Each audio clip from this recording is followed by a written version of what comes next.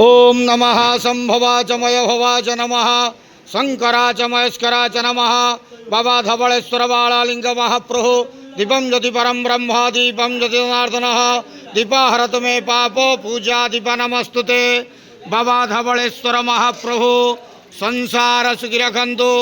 आज शुभ शनिवार रे समस्त श्रद्धालु भक्त मानक आश्रीपद करंतु, मनस्कामना पूर्ण करंतु, कर्मक्षेत्र उन्नति करंतु, ग्रहरिष्ठ खंडन करंतु, जगतर मंगल करंतु, विश्वर कल्याण करंतु, आपणकर नाम प्रकाश करंतु, सेवकर डाक श्रवण करंतु, समस्त अगुआवसा भक्त मानकर मनस्कामना पूर्ण करंतु।